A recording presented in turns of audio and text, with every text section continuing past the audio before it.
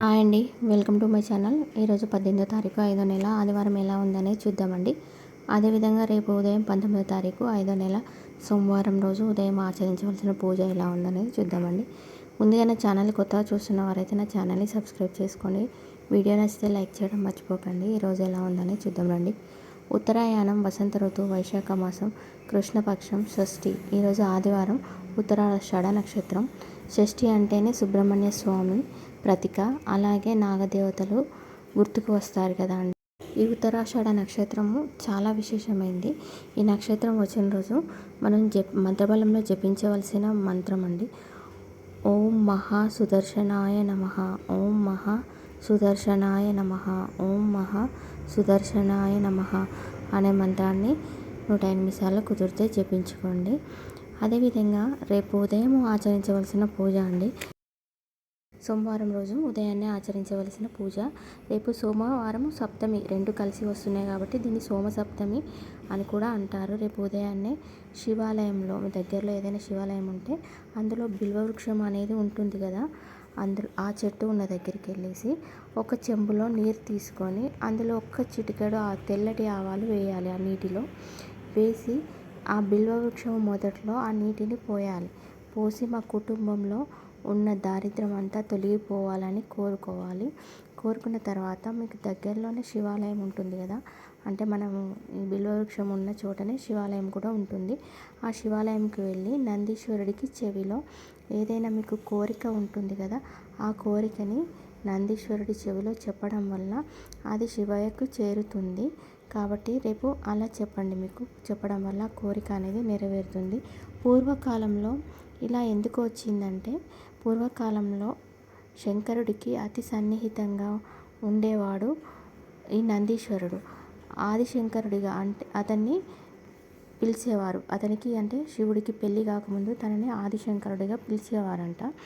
అలా పిలిచినప్పుడు ఆ ఆదిశంకరుడికి అతి సన్నిహితంగా నందీశ్వరుడు ఉండి అతను ఎప్పుడు సతీదేవి గురించి అన్ని విషయాలు చెప్తూ ఆమె అందం గురించి, ఆమె గొప్పతనం గురించి అలా వర్ణిస్తూ ఉండేవాడంట శివుడితోటి. అలా వర్ణించినప్పుడు శివుడికి ఒకరోజు కోపం వచ్చిందంట. అంటే వివాహం చేసుకోమంటే, నేను వివాహం చేసుకోను, నేను ఇలాగే ఉంటాను అని కోపం వచ్చి నందిని ఇస్తాడంట. కోపాడిన తర్వాత ఆ నందీశ్వరుడు అలిగి వెళ్ళిపోయి తన తండ్రి దగ్గర ఉంటాడంట. ఉన్నప్పుడు అలా వారం రోజులు గడిచిపోయాయంట. తర్వాత ఆ నందీశ్వరుణ్ణి చూడలేకుండా శివయ్య ఉండలేకపోయాడంట.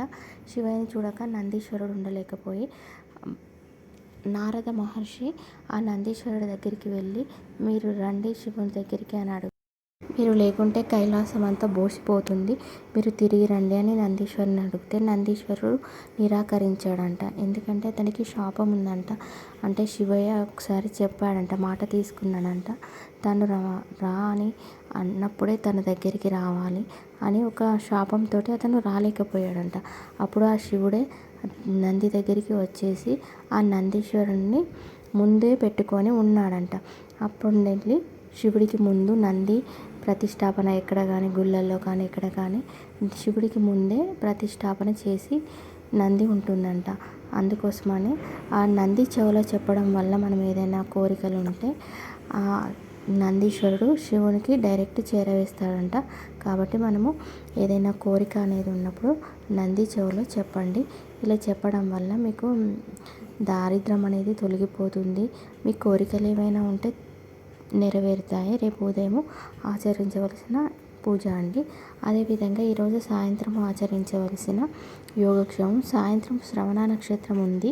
ఇంట్లోనే వెంకటేశ్వర స్వామి ముందు కొబ్బరి నూనెతో దీపం వెలిగించి వెంకటేశ్వర స్వామి వజ్ర కవచము చదువుకొని ఒక బిల్వదళము, ఒక్కటైన బిల్వదళాన్ని వెంకటేశ్వర స్వామికి సమర్పించుకోవాలంట.